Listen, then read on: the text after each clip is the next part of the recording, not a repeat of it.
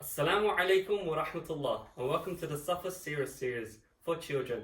I'm Brother Hashim, and this is Habiba, and this is Yahya, and they'll be our guests for today. And we have little Phoenix here today as well, hopefully coming in to listen to our journey.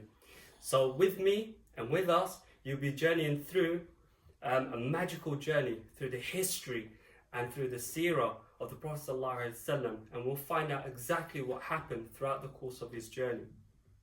And in this first session itself, we'll be looking at Pre-Islamic Arabia, and that's the period just before the Prophet ﷺ's birth itself. So you will need to travel with me long, and far away into an old deserted land. So this was after the time of the Prophet Isa alayhi salam. So the Prophet Isa alayhi salam, he was also known as Jesus. He was also known as Jesus, yes. So after his time, there was roughly 600 years that Allah subhanahu wa ta'ala did not send a prophet or a messenger. That brings us to a question. What is the purpose, or why does Allah send a prophet or messenger?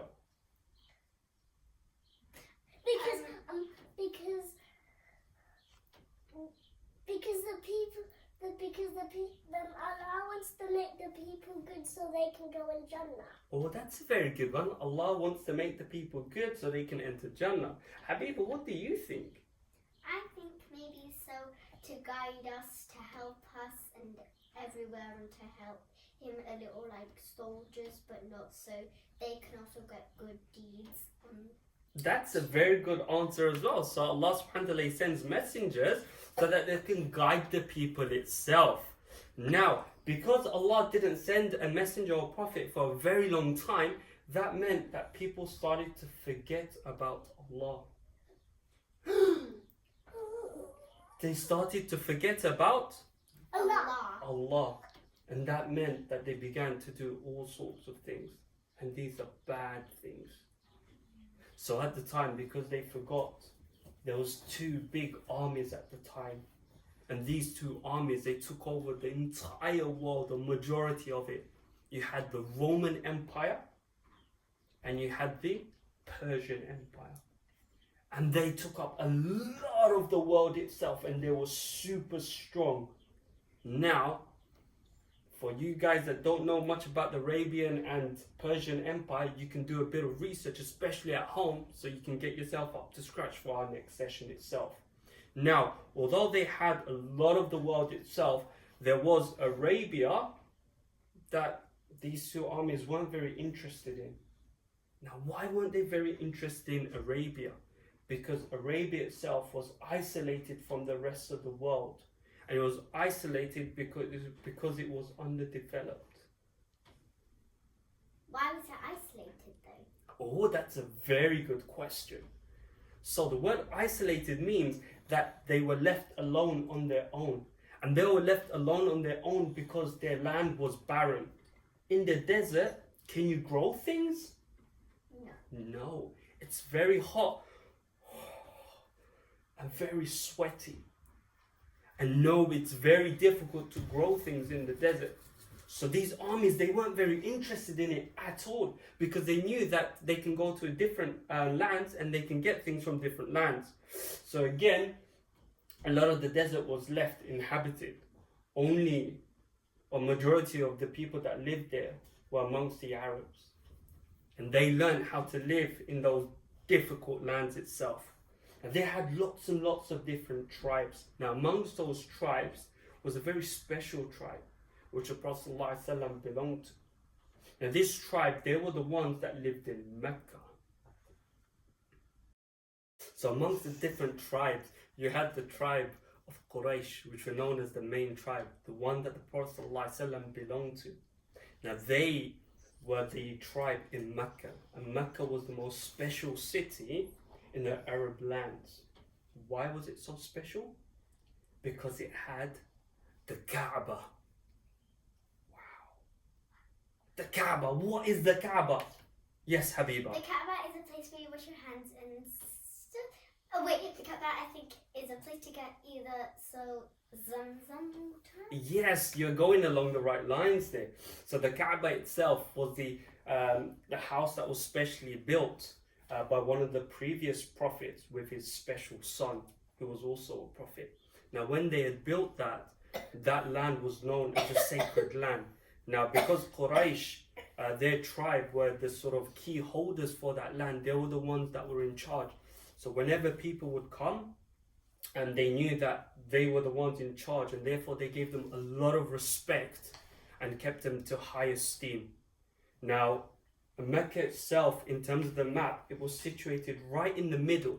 And in the middle, meaning that it was in between sort of Syria and Yemen, which were the main sort of routes that people would go to trade.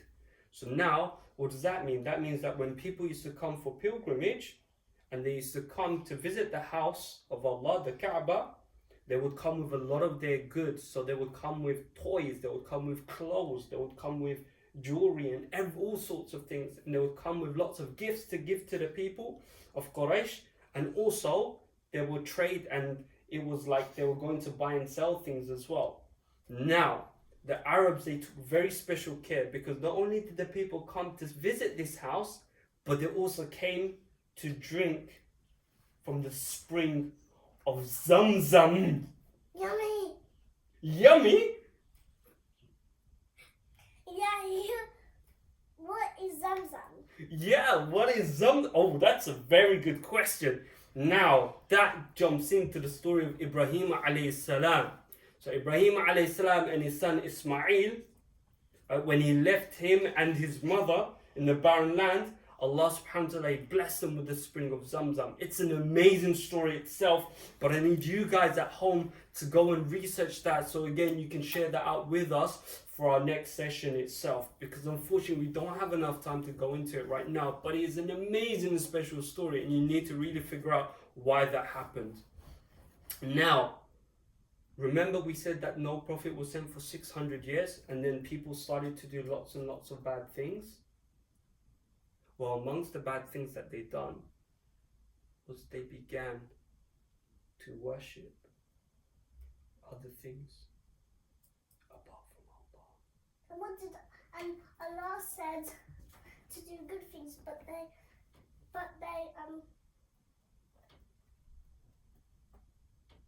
they forgot, you're right, because they were doing lots of bad and no prophet was sent to them to remind them. So instead what happened was they began to worship idols. Dun dun dun! Where did these idols come? How did it come about? Where did it start from? And it all came down to the leader of the Quraysh. At the time, his name was Amr ibn Luhay. He was their chief, he was their leader. And one day he went across and he went on a business trip to Syria. Now when he went there and he started to trade and he was buying clothes and things, saying, I can take this back and I can sell this to my people, he came across the people worshipping idols. And he looked at it and he thought, ooh la la, we can make lots of money from this. This sounds super exciting. So he went across and he bought some of these idols and he took them back to the city. And he said, I know what I will do. Because I am the chieftain, I am the leader, the people will have to listen to me. So then he went and he put these idols and he said to the people, oh my people, these are all idols. So not only did they have 360 idols inside the Kaaba that they started worshipping, but also they used to drink a lot. They used to drink a lot of beer and alcohol. And they used to go they used to go and fight at home. And with that he began gambling as well. And that got them into a lot of debt and a lot of trouble with their family at home. They also began to fight with each other over small things. And these small things meant hunger!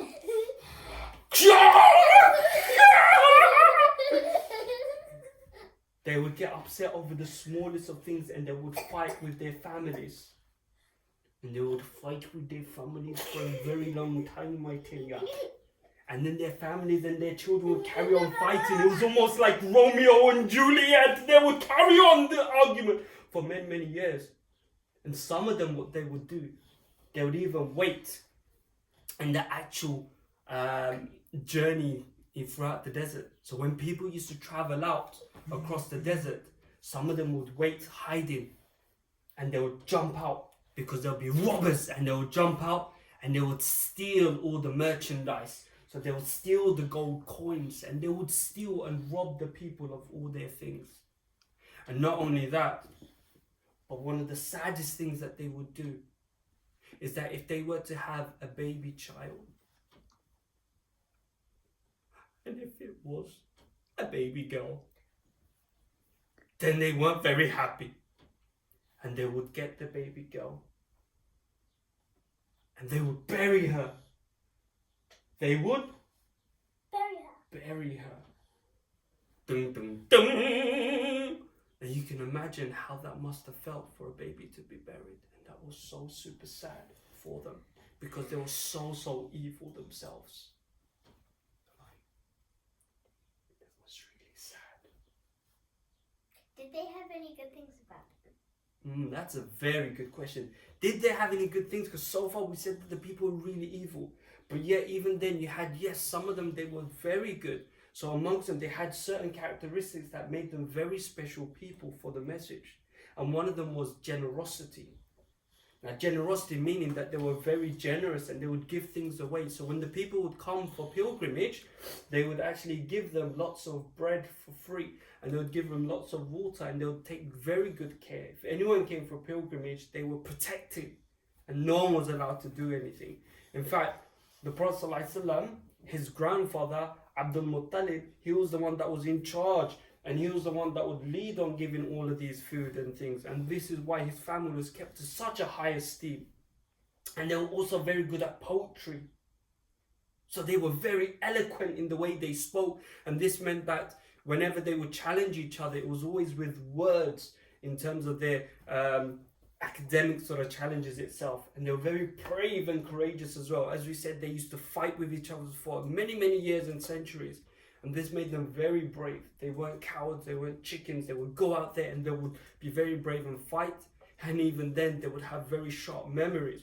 Because they weren't very literate, meaning they didn't know how to read or write, many of them, they had to depend on their heads, their memories, very good. And that meant that they had to remember things. And this made it very perfect for them to absorb the Quran when it came.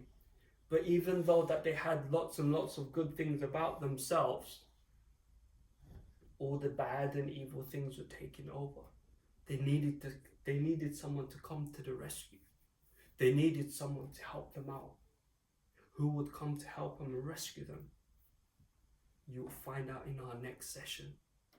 Now, before we end, a couple of things we would like you all to do, Habib and Yahya included, and everyone at home watching. We would like you to draw us a beautiful, colourful picture of the scenario of Arabia, of how it was before the Prophet's time. So use any of the description that you've heard from today, and we'd like you to write a short message inside it and send it in to us. We'll have an email down here below, a link that you can send it to, and also would like you to go back over this video if you've missed out on anything. Is there any questions from you guys? Go on, Habib. Why do we have to worship Allah? That's a very good question. Why do we have to worship Allah? I would like you guys at home to answer that question on your poster itself. Stay tuned and we'll see you in our next session.